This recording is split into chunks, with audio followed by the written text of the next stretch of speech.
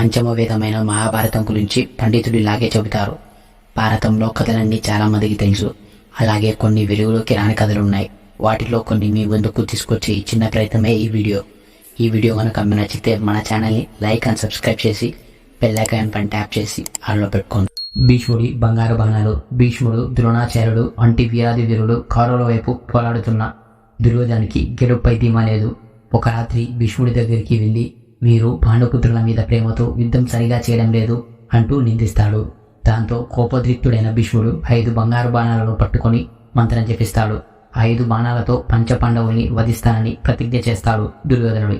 ఆ 5 బాణాలను ఆ రాత్రికి తన దగ్గరే ఉంచుకుంటానని ఉదయం యుద్ధ సమయానికి ఇస్తానని చెప్పి తీసుకెళ్లిపోతాడు దుర్యోధనుడు. వరం కోరుకోమన్న దుర్యోధనుడు పాండవులు జూదంలో ఓడి అరణ్యవాసం చేస్తున్నప్పుడు ఓసారి అదే అటవీ ప్రాంతానికి దుర్యోధనుడు వస్తాడు. ఒక చెరువుకి చెరువు పక్క పాండవులు, దుర్యోధనుడు టెంటు వేసుకొని ఉంటారు. ఆ చెరువులో గంధర్వులు నివాసం ఉంటుంటారు. దుర్యోధనుడు ఆ చెరువులో దిగి స్నానం చేస్తుంటే గంధర్వులు బంధిస్తారు. అర్జునుడు వారి నుంచి దుర్యోధనుని రక్షిస్తాడు. తనను కాపాడినందుకు దుర్యోధనుడు అర్జునుడిని ఏదైనా వరం కోరుకోమంటాడు. అవసరం వచ్చినప్పుడు అడుగుతానని చెబుతాడు అర్జునుడు అడిగిన వరం భీష్ముడి బాణాలను దుర్యోధనుడు తన గదికి తెచ్చుకున్న రాత్రే అర్జునుడు, కృష్ణుడు యుద్ధం గురించి చర్చిస్తూ ఉంటారు. సర్వాంతర్యామి అయిన శ్రీకృష్ణ పరమాత్ముడికి బాణాల గురించి దివ్య దృష్టి ద్వారా తెలిసిపోతుంది. అర్జునుడితో ఒకప్పుడు దుర్యోధనుడు నీకిస్తానన్న వరాన్ని కోరుకునే సమయం వచ్చిందని చెబుతాడు. బంగారు బాణాలని అడిగి రమ్మని దుర్యోధనుడు దగ్గరికి పంపిస్తాడు అర్జునుడిని. శత్రువుడిగా దుర్యోధనుడు ఇచ్చిన మాట నిలబెట్టుకొని బాణాలను ఇచ్చేస్తాడు. తిరిగి భీష్ముడి దగ్గరికి వెళ్లి మళ్లీ మంత్రించిన బాణాలు ఇవ్వమని కోరుతాడు.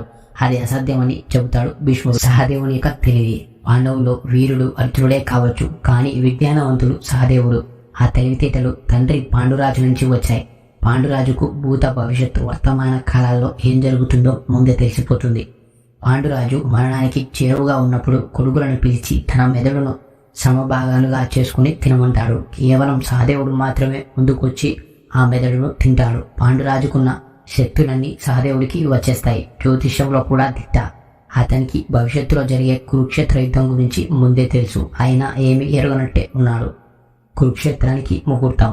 శకుని సహదేవుడికి శక్తుల గురించి ముందే తెలుసు. అందుకే దుర్యోధనుని కురుక్షేత్ర యుద్ధానికి ముహూర్తం పెట్టించుకోమని సహదేవుడికి దగ్గరికి పంపుతాడు దుర్యోధనుడు తాము మొదటి శత్రువు అన్న సంగతి తెలిసి కూడా నిజాయితీ మంచి ముహూర్తాన్ని నిర్ణయిస్తాడు. వరుడి ఆత్మ సంపర్పణ.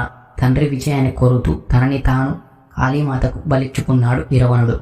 అతనికి అర్జునునికి ఉలూచికి పుట్టిన కొడుకు. కురుక్షేత్ర యుద్ధంలో పాండవుల విజయం కోసం కాళీమాతకి పూజ చేస్తాడు. తనని తాను ఆత్మసంపర్పణ ఇచ్చుకునే ముందు పెళ్లి చేసుకోవాలని అనుకుంటాడు. భర్త చనిపోతాడని తెలిసి ఏ అమ్మాయి పెళ్లికి ముందుకొస్తుంది. అందుకే కృష్ణుడు మోహిని అవతారాన్ని అమ్మాయిలా మార్చి అతనితో పెళ్లి చేస్తాడు. ఆ తర్వాత ఇరవణుడు చనిపోతాడు. ధృతరాష్ట్రుడికి 101వ కొడుకు. ధృతరాష్ట్రుడికి 100 మంది కొడుకులు, 1 కుమార్తె అని మనకు తెలుసు. కానీ అతనికి 101 మంది కొడుకులున్నారు. 100 మంది గాంధారికి పుడితే 1 కొడుకు మాత్రం ఒక దాసికి జన్మిస్తాడు. గాంధారి గర్భవతి అని తెలిసాక ధృతరాష్ట్రుడికి సేవలు చేసేందుకు సవలి అనే దాసిని నియమిస్తాడు. అందమైన ఆ దాసిని చూసి మోహిస్తాడు ఆ రాజు. వారిద్దరికి పుట్టినవాడే యుతుత్సు. ఉడుపిరాజు.